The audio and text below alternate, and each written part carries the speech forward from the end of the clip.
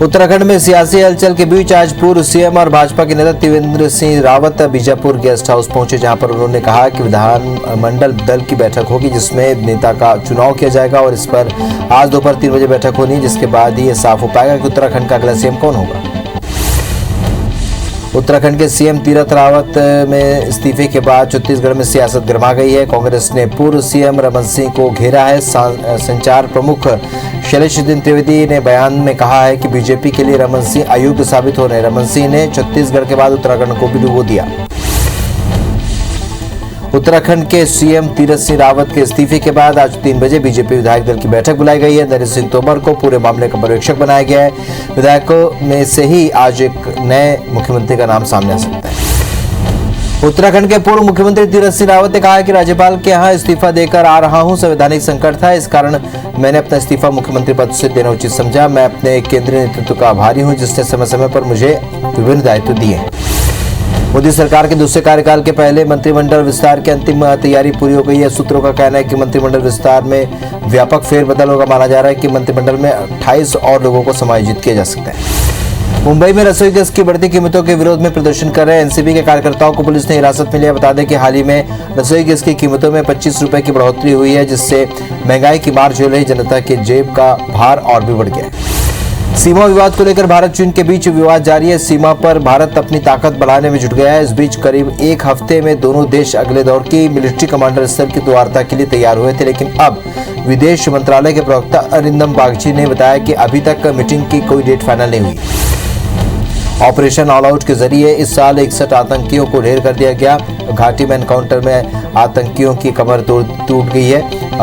Top terrorist की list में जारी करना भी ऑपरेशन की स्ट्रेटेजी का हिस्सा है, क्योंकि सुरक्षा बल आतंकियों के नाम को सार्वजनिक कर सभी सोर्स से जानकारी जुटाकर उसका सफाया करते हैं। बिजली बिल के मुद्दे पर नवजोत सिंह सिद्धू लगातार कैप्टन अमरिंदर को घेर रहे हैं, लेकिन जानकारी के मुताबिक खुद नवजोत सिंह सिद्धू का 9 महीनों का बिजली बिल बकाया है। 9 लाख रुपए बकाया है। वहीं कमाई के मामले में सिद्धू कई सेलिब्रिटी को भी पीछे छोड़ते हैं। पंजाब में बिजली संकट को लेकर बीएसपी सुप्रीमो मायावती ने कांग्रेस पर निशाना साधा। उन्होंने कहा कि बिजली के गंभीर संकट से आम जनजीवन और उद्योग धंधे बुरी तरीके से प्रभावित हो रहे हैं, जो साबित करता है कि कांग्रेस आपसी गुटबाजी खींचतान में उलझकर शिवमिर्जानी को भूल गई, जिसका जनता को संज्ञान लेना चाहिए। रणदीप सिंह सुरजेवाला ने केंद्र सरकार पर निशाना साधा। कहा कि उत्तराखंड में रोज बदलने वाली सीएम की कुर्सियां बीजेपी के नेतृत्व की विफलता का रोजमर्रा का उदाहरण बनते जा रहा है। इसके लिए पीएम मोदी और जेपी नड्डा जिम्मेदार है। ये पहली बार नहीं कि उत्तराखंड में पहले भी बीजेपी ने 3 मुख्यमंत्री बदले थे। नए कृषि कानून को लेकर एनसीपी प्रमुख शरद पवार की पार्टी ने सफाई दी है। शरद पवार ने कहा था कि कृषि कानूनों को पूरी तरह से खारिज करने के बजाय उसके उस हिस्से में संशोधन किया जाना चाहिए जिससे किसानों को दिक्कत है। केंद्रीय कृषि मंत्री तोमर ने पवार के बयान का स्वागत किया था। एनसीपी ने पवार के बयान को गलत तरह से पेश करने का आरोप लगाया। प्रियंका गांधी ने गांव में संगठन को मजबूत करने पर जोर दिया है। यूपी में 2022 के विधानसभा चुनाव को देखते हुए तैयारियां शुरू कर दी हैं। कांग्रेस महासचिव और यूपी प्रभारी प्रियंका गांधी जनता से जुड़े हर एक मुद्दे को लेकर सूबे की सत्ताधारी भाजपा सरकार पर निशाना साध रही है और इसी क्रम में यूपी के नेताओं को विशेष प्रशिक्षण दिया जा रहा है। लोक जनशक्ति पार्टी के संस्थापक रामविलास पासवान की जयंती पर उनके बेटे चिराग पासवान 5 जुलाई को बिहार के लोगों का धन्यवाद पाने के लिए लक्ष्य से अगले हफ्ते हाजीपुर से आशीर्वाद यात्रा निकालने की योजना बना रहे, जिसे लेकर शुक्रवार को उनके बागी चाचा पशुपति कुमार पारस ने अप्रसन्नता जताई। महाराष्ट्र के पूर्व गृह मंत्री अनिल देशमुख ने शुक्रवार को बॉम्बे हाईकोर्ट में बयान में कहा कि भ्रष्टाचार के कथित आरोपी के खिलाफ सीबीआई की जांच गैर कानूनी है। उन्होंने कहा कि यहां तक कि 26/11 मुंबई आतंकवादी हमले के दोषी आतंकी आमिर अजमल कसाब को भी कानूनी प्रक्रिया का लाभ मिला था। बिहार की एक अदालत में जम्मू कश्मीर के पूर्व मुख्यमंत्री महबूबा मुफ्ती के खिलाफ एक परिवाद पत्र दायर किया गया है। कॉन्सेप्ट केस में कहा गया है कि महबूबा मुफ्ती ने जम्मू कश्मीर में लोकतंत्र की बहाली, विशेष राज्य का दर्जा पुनः बहाल करने और पाकिस्तान से बात करने की मांग कर डाली। उनका बयान देश की एकता और अखंडता को खतरे में डाल सकता है। वरिष्ठ नेता और राज्यसभा में विपक्ष के नेता रहे गुलाम नबी आजाद के लिए कांग्रेस फिर से राज्यसभा के दरवाजे खोल सकती है। हालांकि इस सीट के लिए एक पैनल कांग्रेस अध्यक्ष के पास भेजा जाएगा, जिसमें से 2 अन्य नाम भी होंगे। माना जा रहा है कि इस रेस में सबसे आगे गुलाम नबी चल रहे हैं। ट्विटर अपनी मनमानी से बाज नहीं आ रहा है। संसद की स्थायी समिति ने ट्विटर से पूछा था कि उसने रविशंकर प्रसाद और शशि थरूर का अकाउंट क्यों लॉक किया। इस सवाल का जवाब देने ट्विटर को 48 घंटे का वक्त दिया गया था, लेकिन समय सीमा के बावजूद ट्विटर ने अब तक इस महत्वपूर्ण सवाल पर अपना जवाब पेश नहीं किया। राफेल सौदे की जांच को लेकर फ्रांस सरकार ने बड़ा कदम उठाया है। भारत के साथ करीब 59,000 करोड़ रुपए के राफेल सौदे में कथित भ्रष्टाचार की अब फ्रांस में न्यायिक जांच होगी और इसके एक फ्रांसीसी जज को नियुक्त किया गया है। एक फ्रांसीसी ऑनलाइन जर्नल मीडिया पार्ट की एक रिपोर्ट ने जानकारी दी है।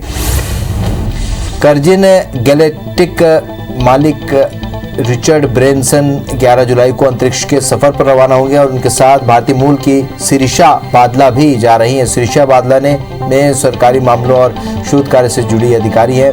भारत में जन्मी शिरीषा कल्पना चावला के बाद दूसरी महिला है जो अंतरिक्ष के खतरनाक सफर पर जा रही है। देश का विदेशी मुद्रा भंडार 25 जून 2021 को खत्म हुए सप्ताह में $5 अरब 608 अरब डॉलर की रिकॉर्ड ऊंचाई पर पहुंच गया। भारतीय रिजर्व बैंक के शुक्रवार को जारी आंकड़ों में जानकारी दी गई। आरबीआई के मुताबिक 18 जून को विदेशी मुद्रा भंडार 4.25 अरब डॉलर के कमी के साथ 603 अरब डॉलर पर रह गई थी। ईडी ने दिवंगत कांग्रेस के नेता अहमद पटेल के दामाद अभिनेता डिनो मारियो और संजय खान तथा डीजे अकील की संपत्ति को कुर्क कर दिया है। ये कदम बैंक धोखाधड़ी से जुड़े मनी लॉन्ड्रिंग के मामले में उठाया गया। ईडी ने बताया कि यह मामला गुजरात स्थित दवा कंपनी स्टर्लिंग बायोटेक समूह और उसके फरार मुख्य प्रवर्तक बंधुओं नितिन संसेरा और चेतन संदेसरा को संबंधित है। विदेशी बाजारों में मजबूती आने के बीच मंडियों में कम आवक और मांग बढ़ने से स्थानीय तेल तिलहन बाजार में तेजी देखी गई। शुक्रवार को लगभग सभी तेल तिलहनों के भाव बढ़त के साथ खुले। सरसों तेल एक बार फिर से महंगा हो गया है। इसका भाव 7,650 रुपए तक पहुंच चुका है, जिससे बाकी तेल की कीमतों में भी इजाफा हुआ। यूपी के मेरठ में कोरोना के चलते लॉकडाउन लागू है। इस दौरान सिर्फ जरूरी सेवाओं पर ही छूट का ऐलान किया गया है। यूपी में 2,70,000 लोगों को एक दिन में वैक्सीन लगी है। इसके साथ राज्य में 8 करोड़ 8 लाख लोगों ने वैक्सीन लगवा ली है। यूपी में अब तक 17 लाख से भी ज्यादा लोगों को कोरोना संक्रमण हो चुका है। बॉलीवुड अभिनेता आमिर खान और पत्नी किरण राव 15 साल बाद अलग हो गए हैं। दोनों ने स्टेटमेंट जारी कर कहा कि अब हम पति पत्नी नहीं बल्कि परिवार की तरह रहेंगे। दोनों ने आपसी सहमति से तलाक की घोषणा की है। दोनों ने 28 दिसंबर 2005 को शादी की थी। दिग्गज अभिनेता दिलीप कुमार की तबीयत को लेकर पत्नी सारा बानो ने जानकारी दी है कि दिलीप कुमार साहब की तबीयत अभी स्थिर है, अभी वे आईसीयू में हैं। हम उन्हें घर ले जाना चाहते हैं, इसलिए हम डॉक्टरों की मंजूरी का इंतजार कर रहे हैं। उन्हें आज अस्पताल से डिस्चार्ज नहीं मिलेगा।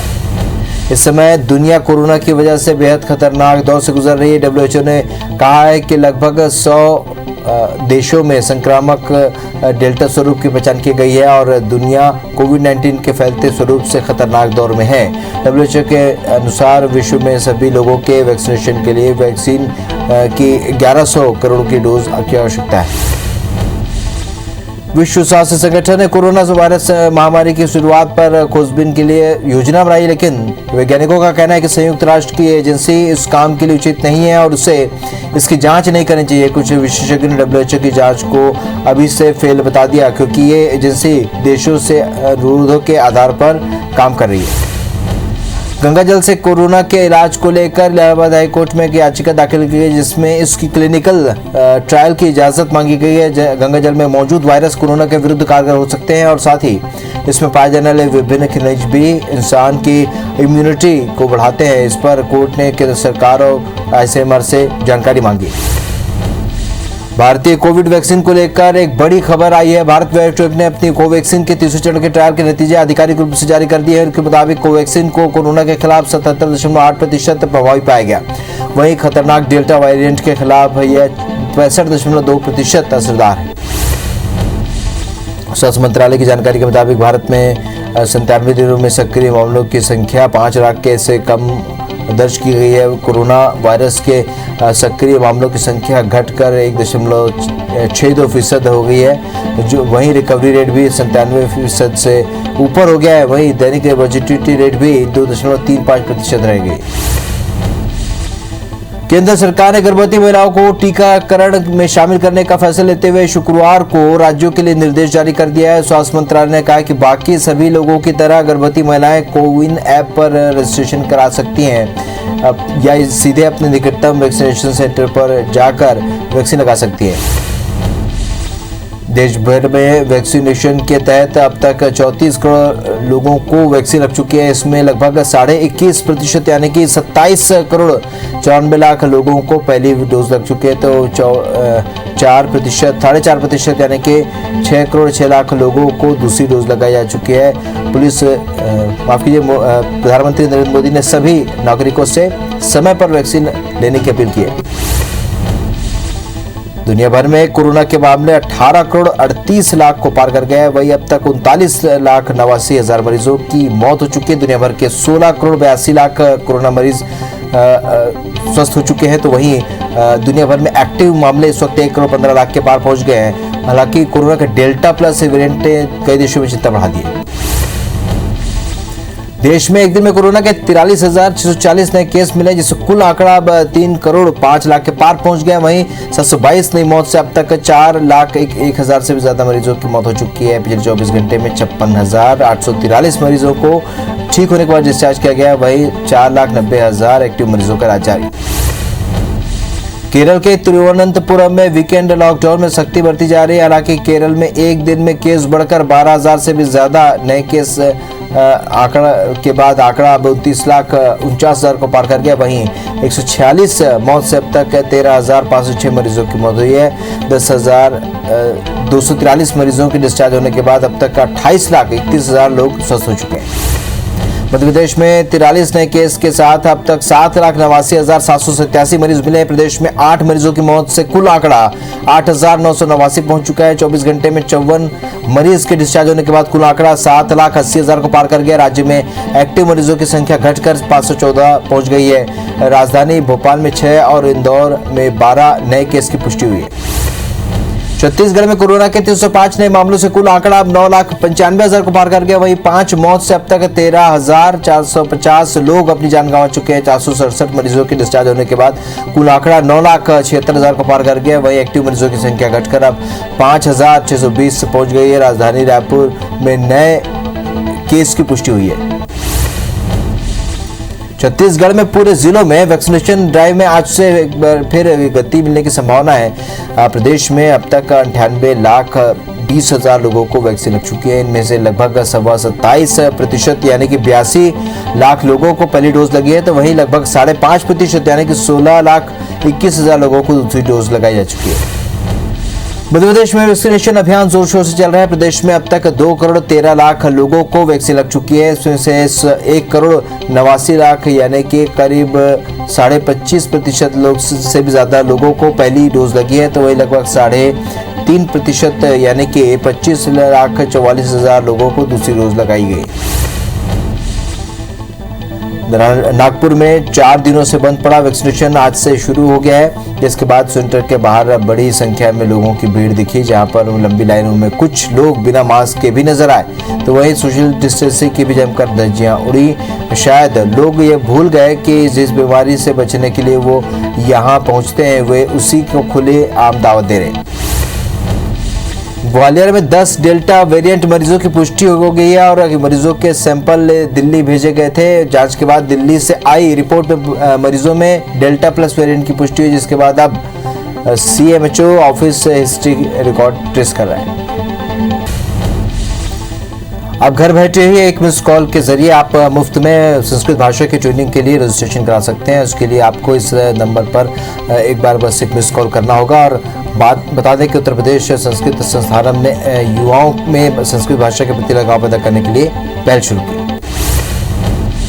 उत्तर प्रदेश में कोविड संक्रमण और लॉकडाउन की वजह से फूल व्यापारियों को भारी नुकसान हो रहा है। पहले लॉकडाउन में फूल कम मात्रा में आ रहे थे और अब लॉकडाउन हटने से फूल तो आ रहे हैं, लेकिन फूल महंगे भी बिक रहे हैं। यूपी के मुरादाबाद की सब्जी मंडियों में लोग कोरोना को खुली दावत देते नजर आ रहे हैं। आधे से ज्यादा लोग बिना मास्क के भी घूमते नजर आ रहे हैं। वहीं सोशल डिस्टेंसिंग का भी लोग जमकर मजाक बना रहे हैं। देश जहां कोरोना की तीसरी लहर से बचने की कोशिश कर रहा है, तो वहीं लोग नियमों की धज्जियां यहां उड़ाते नजर आ रहे हैं। देश में मानसून की शुरुआत में हुई बारिश से लोगों को राहत मिली थी, लेकिन अब गर्म हवाओं ने मुश्किल बढ़ा दी है। 2 सप्ताह से मानसून के अटकने से उत्तर भारत के राज्यों में पारा सामान्य से 7 डिग्री ऊपर चल रहा है। वहीं दिल्ली में गर्मी में 40-90 साल का रिकॉर्ड तोड़ दिया है। जुलाई का पहला दिन 9 साल बाद सबसे गर्म रहा।